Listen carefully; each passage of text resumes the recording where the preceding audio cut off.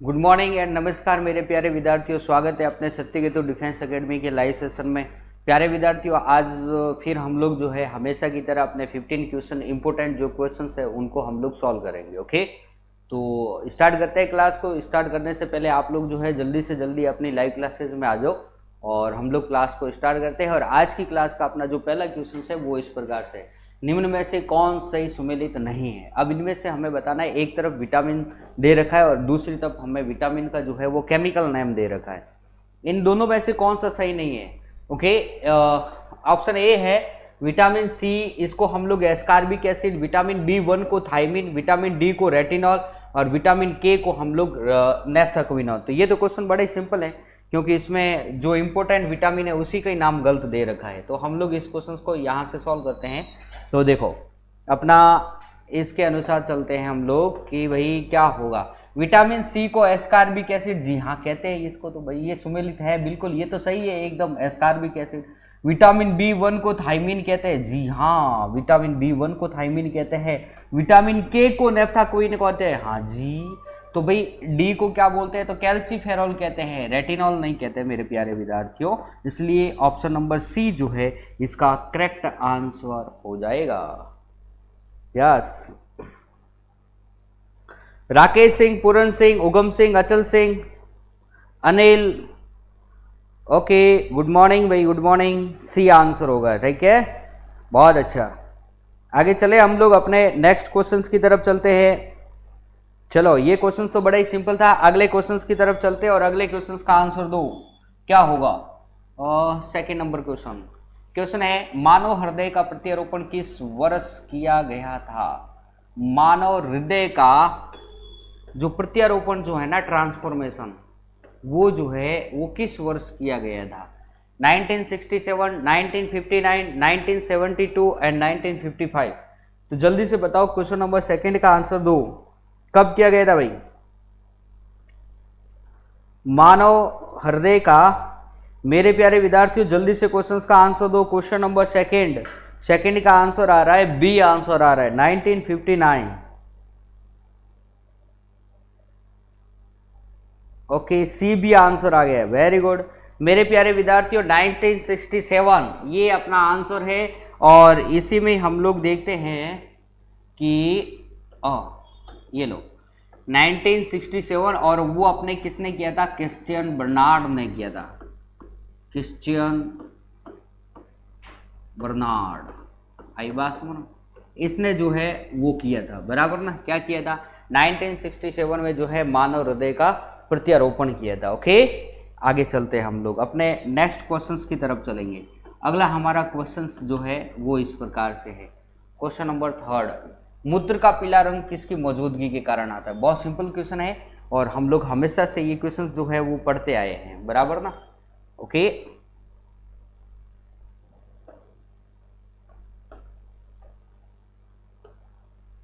चलो, तो भाई मूत्र का पीला रंग जो होता है वो किसकी मौजूदगी के कारण होता है। क्वेश्चन नंबर थर्ड, तीसरे का आंसर दो भाई, क्या होगा। सेकंड में तो ये आंसर, चलो कोई बात नहीं, MS चौधरी चौटन। थर्ड का आंसर डी आंसर आ गया, उगम सिंह ने सबसे पहले आंसर दिया, अचल सिंह, रितेश राज, अनिल, बहुत अच्छा, शाबाश।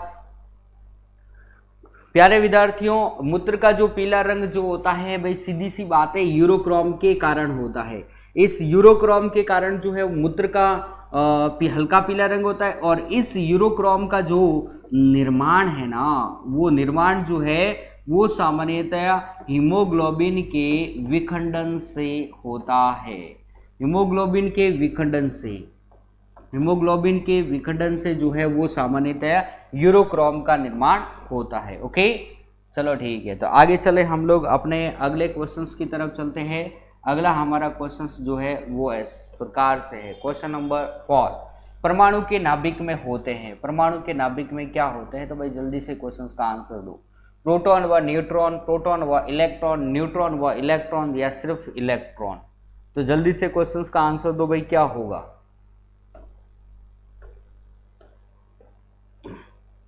कि परमाणु के नाभिक में क्या होते हैं। परमाणु जो होता है उसकी नाभिक में जो है वो क्या होगा, परमाणु के नाभिक में क्या होगा। जल्दी से क्वेश्चंस का आंसर दो। प्रोटॉन व न्यूट्रॉन, प्रोटॉन व इलेक्ट्रॉन, न्यूट्रॉन व इलेक्ट्रॉन, सिर्फ इलेक्ट्रॉन। क्या होगा भाई, जल्दी से। परमाणु की खोज जो है वो किसने की थी, तो अपने जॉन डाल्टन ने की थी, जॉन डाल्टन। और वो अपने जॉन डाल्टन ने कब की थी, तो सन 1908 में की थी। आई बात समझ में। इसके बारे में सर्वप्रथम जानकारी किसने दी थी, तो भाई जानकारी जो है वो कणाद ने दी थी। ये बात है हमारे पास में पता है। अब इसमें क्या क्या होता है, तो भाई इसके अंतर्गत एक निश्चित कक्ष में जो है बाहर की तरफ इलेक्ट्रॉन होता है और नाभिक में प्रोटॉन प्लस न्यूट्रॉन होता है। इलेक्ट्रॉन जो होता है वो ऋणावेश होता है और प्रोटॉन जो होता है वो धनावेश होता है, बराबर ना। तो सीधी सी बात है कि परमाणु के नाभिक में क्या होता है भाई, नाभिक में एक तो होता है प्रोटॉन और एक होता है न्यूट्रॉन, यानी कि proton plus neutron. Option number A ही हमारा जो है वो क्या है, करेक्ट आंसर है, बराबर ना, प्रोटॉन व न्यूट्रॉन। आगे चले हम लोग अपने नेक्स्ट क्वेश्चंस की तरफ चलते हैं। क्वेश्चन नंबर 5, परमाणु संरचना का मॉडल जो है वो किसने विकसित किया। परमाणु संरचना का मॉडल, परमाणु संरचना का मॉडल जो है वो किसने विकसित किया था भाई, अल्फ्रेड नोबल, फेराडे, बोहर तथा रदरफोर्ड या वोल्टा। परमाणु संरचना का मॉडल जो है वो किसने विकसित किया था, अल्फ्रेड नोबेल ने किया या फेराडे ने किया या बोहर तथा रदरफोर्ड ने किया या वोल्टा ने। तो भाई आपको पता ही है परमाणु की संरचना किसने दी थी, और यह परमाणु की संरचना जो है ना ये कब दी गई थी, तो सन 1911 में दी गई थी, बराबर ना। ये भी चीज़ ध्यान में रखनी है। अब ये दी किसने थी, तो पहले ये चीज़ बताओ फिर मैं आगे बताता हूँ क्या होता है। बहुत अच्छा,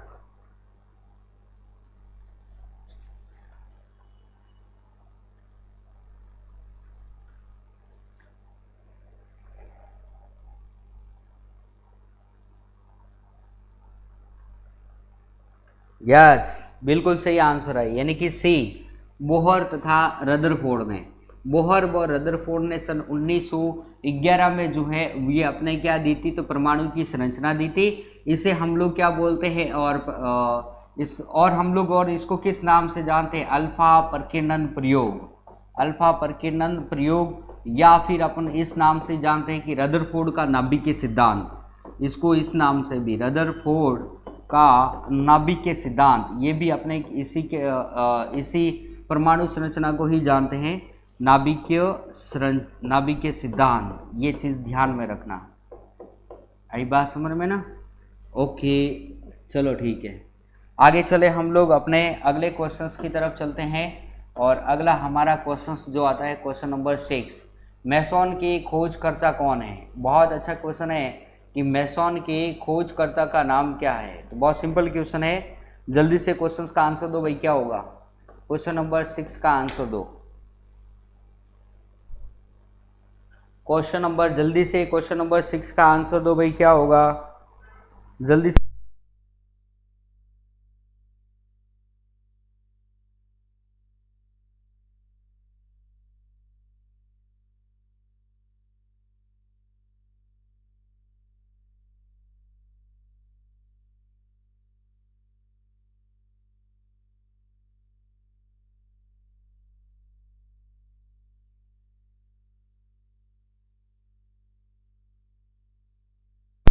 शाबाश, वेरी गुड, जल्दी से क्वेश्चंस का आंसर दो। बहुत अच्छा, वेरी गुड, सबके आंसर एकदम करेक्ट आंसर आ रहा है। 6 यानी कि सी में आ रहा है, ए आंसर भी आ रहा है। क्या बात है, सी आंसर और ए आंसर बड़े ही आ रहे हैं। तो मेरे प्यारे विद्यार्थियों, ए आंसर तो होगा नहीं, और सी आंसर जिन्होंने दिया है बिल्कुल करेक्ट आंसर दिया है। इसलिए अपने मेसॉन की जो खोजकर्ता कौन है, तो हम लोग कहेंगे युकोवा। मेसॉन एक जो है वो कण है सबसे छोटा, बराबर ना। आगे चलते हैं नेक्स्ट क्वेश्चंस की ओर। मैं बता चुका हूँ मेसॉन क्या होता है क्या नहीं होता है, जब हमने परमाणु पढ़ा था उसके अंतर्गत मैंने डीपली से बताया था, बराबर। आगे चलते हैं, इलेक्ट्रॉन वोल्ट। इलेक्ट्रॉन वोल्ट जो है वो किसका मात्रक है, तो जल्दी से क्वेश्चंस का आंसर दो भाई। इलेक्ट्रॉन वोल्ट जो है वो किसका मात्रक है, ऊर्जा का मात्रक, आवेश का मात्रक, विद्युत राशि का मात्रक या विभव का मात्रक। तो भाई एक चीज तो ध्यान में रखनी है, इलेक्ट्रॉन अभी आप पहले तो इसका आंसर दो, फिर उसको मैं समझाता हूँ। क्वेश्चन नंबर 7 का आंसर दो भाई जल्दी से। फिर देखो इसको सही करने का एक बहुत सिंपल सा इसका साधारण तरीका है। इस क्वेश्चन को 7 में सी आंसर आ रहा है।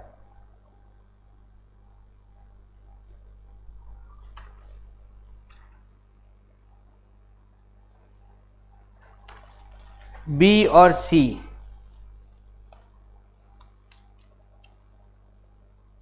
बी एंड सी। देखो विद्युत राशि का बी और सी दोनों आ रहा है। पहले तो मैं विद्युत राशि देख लेता हूं।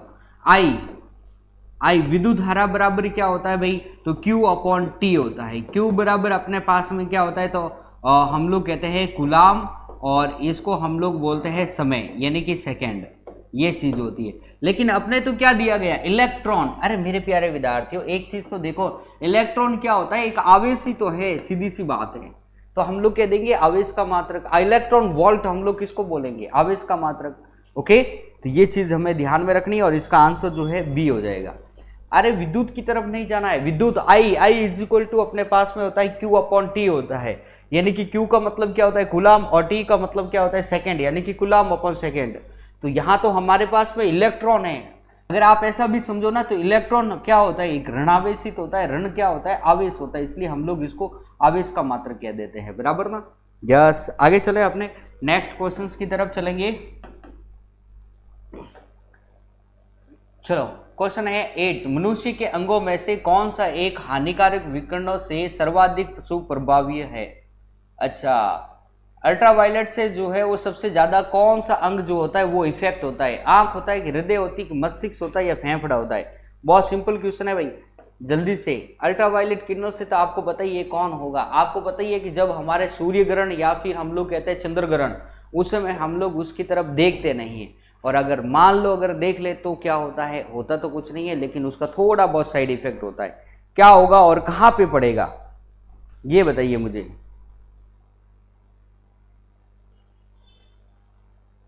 कुंदन सिंह सी,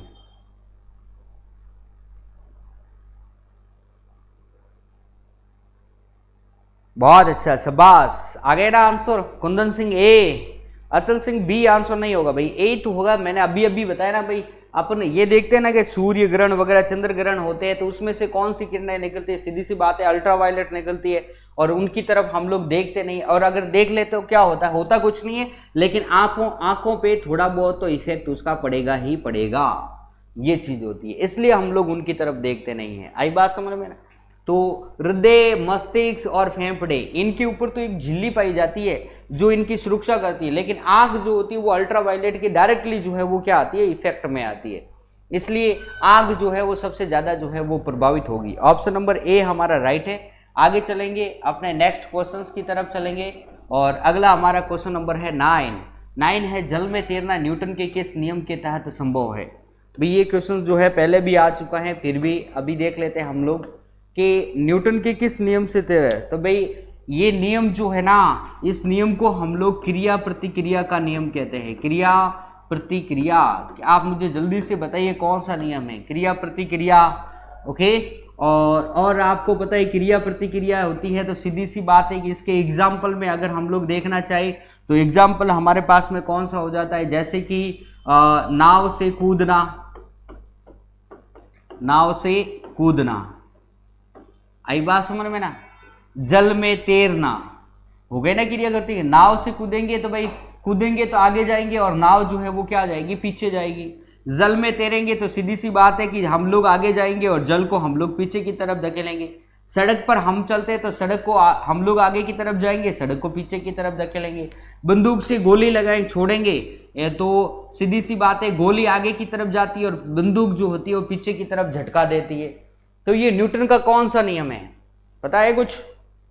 बहुत अच्छा, Mularam Chaudhary, third law of Newton's, यानी कि तृतीय नियम। तृतीय नियम को तो हम लोग जो है वो क्रिया प्रतिक्रिया का नियम कहते हैं, यानी कि ऑप्शन नंबर सी जो है ये हमारा करेक्ट आंसर है।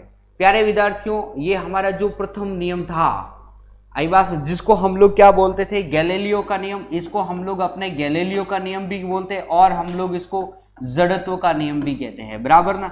और द्वितीयक जो नियम है न्यूटन का, उसको बोलते हैं आवेग संवेग का नियम, आवेग संवेग का नियम, ये चीज ध्यान में रखनी है, बराबर। ओके, आगे चले हम लोग अपने नेक्स्ट क्वेश्चन की तरफ, यानी इसका आंसर क्या हो जाएगा, सी ऑप्शन हमारा करेक्ट आंसर हो जाएगा। चलो आगे चले, क्वेश्चन नंबर 10, वे पौधे जो अत्यधिक नमक वाली मिट्टी में उत्पन्न होते हैं क्या कहलाते हैं, जीरोफाइटा, मेसोफाइटा, हेलोफाइटा एंड थैलोफाइटा। बहुत सिंपल क्वेश्चन है भाई, जल्दी से क्वेश्चन का आंसर दो भाई, क्या होगा। जो लवणीय भूमि जो होती है ना भाई, NaCl क्या है, एक लवणी तो है, ये नमक, नमक क्या है, एक NaCl क्या है, तो भाई सीधी सी बात है NaCl एक लवण है। और हमने पहले भी देखा है कि लवण का निर्माण जो है एक तो अम्ल से और एक हमारे पास में जो है वो क्षार से हुआ है, यहाँ से NaCl, ये NaCl, यानी कि मैं इसको थोड़ा सा सही देख लेता हूँ ना। ओके चलो, ये आ जाता है, एक हम लोग कहते हैं HCl प्लस NaOH, अम्ल प्लस ये हमारे पास में क्या हो गया, ये क्षार हो गया, अम्ल प्लस क्षार। और यहाँ से हम लोग देखते हैं कि इसमें से जब ये हटा लेते हैं, जब ये हटा लेते हैं तब हमारे पास में एक तो बन जाता है NaCl और एक हमारे पास में H2O हो जाता है, बराबर। तो ये लवणीय मिट्टी में जो उत्पन्न होते हैं उसे हम लोग क्या कहते हैं, सीधी सी जल्दी से बताओ क्या होगा।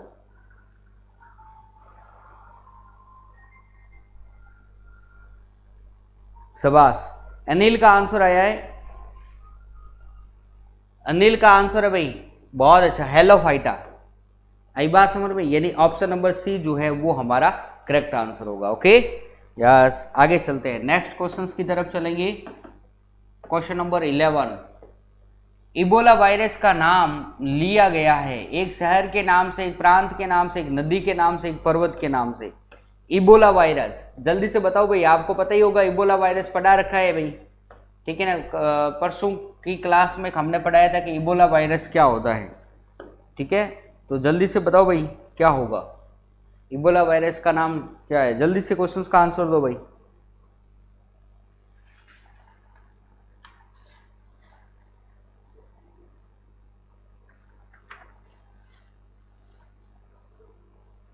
हाँ, अभी 2-1 दिन पहले ही बताया, ठीक है ना। चलो ये क्वेश्चंस जो है ना मैं आपको जो है होमवर्क के लिए देता हूं, HW, इसको जो है आप क्या करना है, अपने जैसे ही ये खत्म होती है क्लास, उसके तुरंत पश्चात आपको अपने देना है यूट्यूब पे, अपने कमेंट बॉक्स में इसका आंसर देना है। ओके चलो ठीक है। ये भाई ऑफलाइन जो देख रहे अभी नहीं देख रहे, उसके बाद ये जब वीडियो देखेंगे ना उनके लिए ये क्वेश्चन है। 11 नंबर, 12 नंबर, उद्योगों में निम्नलिखित सूक्ष्म जीवों में से कौन सा एक प्रकार सर्वाधिक व्यापक रूप से उपयोग में आता है। जीवाणु, जीवाणु और कवक, जीवाणु और शैवाल, जीवाणु, सूक्ष्म शैवाल और कवक। क्वेश्चन को समझ में आ गया है क्या। क्वेश्चन तो अपना ये कह रहा है कि उद्योगों में निम्नलिखित सूक्ष्म जीवों में से कौन सा एक प्रकार सर्वाधिक व्यापक रूप से जो है वो उपयोग में आता है। तो भाई जल्दी से बताइए कौन सा जो है सर्वाधिक व्यापार में जो है उपयोग में आता है। क्वेश्चन नंबर 12 का आंसर दीजिए।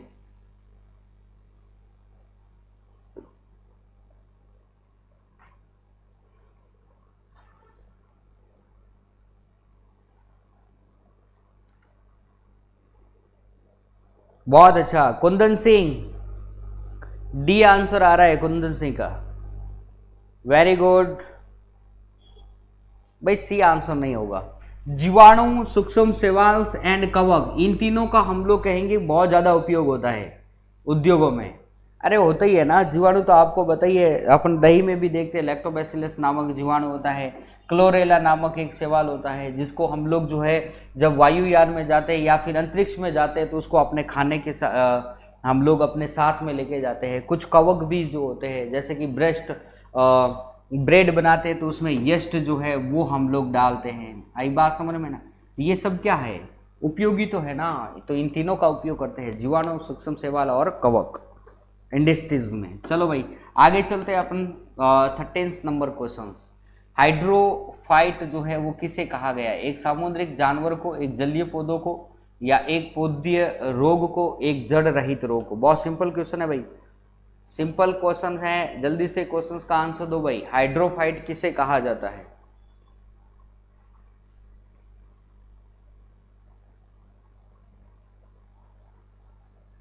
क्वेश्चन नंबर 13 का आंसर दो भाई। भाई ये तो नाम से ही पता आ रहा है, देखो हाइड्रोफाइट एक नाम से पता आ रहा है। आई बात हम हाइड्रोफाइट हाइड्रोजन, तो हम लोग किसे कहेंगे? जल्दी बताओ भाई। बी आंसर आ गया है, बहुत अच्छा। तो सीधी सी बात है कि अरे हाइड्रोफाइट, अरे हाइड्रोजन से आया है, H2O से ये क्या आया है? हाइड्रोजन। आई बात समझ, ये क्या होगा? एक जलीय पौधों से ये उगने वाले पौधों को हम लोग क्या बोलते हैं? हाइड्रोफाइट के नाम से जानते हैं। यानी कि ऑप्शन नंबर बी जो है वो हमारा करेक्ट आंसर है। ओके, आगे चले भाई, नेक्स्ट क्वेश्चंस की तरफ चलते हैं। अगला हमारा क्वेश्चंस क्या है वो देखते हैं। आज की क्लास का सेकेंड लास्ट क्वेश्चन है हमारा, निम्नलिखित पादपों में से किसका संग्रहण अंग तना नहीं है?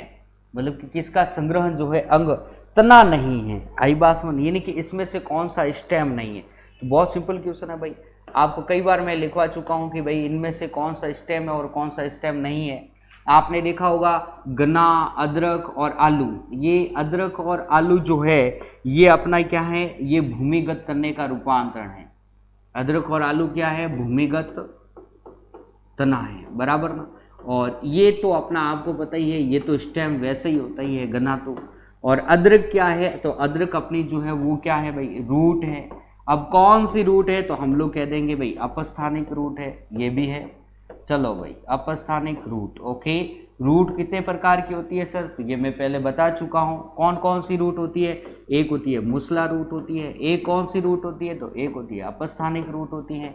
ये मैं पहले ही बता चुका हूँ, और आपको ये भी बता चुका हूँ कि मूसला रूट कहाँ होती है और अपस्थानिक रूट कहाँ होती है, राइट। ओके, यानी कि डी नंबर ऑप्शन अपना करेक्ट होगा। चलो आगे चले, हम लोग नेक्स्ट क्वेश्चंस की तरफ चलते हैं। अगला हमारा क्वेश्चन नंबर है 15। तालाब का रेशम या जल का रेशम निम्न में से किसे कहते हैं? स्पाइरोगायरा, यूलोथ्रिक्स या क्ले मिडोमोनास या म्यूकर? तो जल्दी से क्वेश्चंस का आंसर दो भाई, क्या होगा? तालाब का रेशम या जल का रेशम निम्न में से किसे कहते हैं? जल्दी से क्वेश्चंस का आंसर दो भाई, क्या होगा?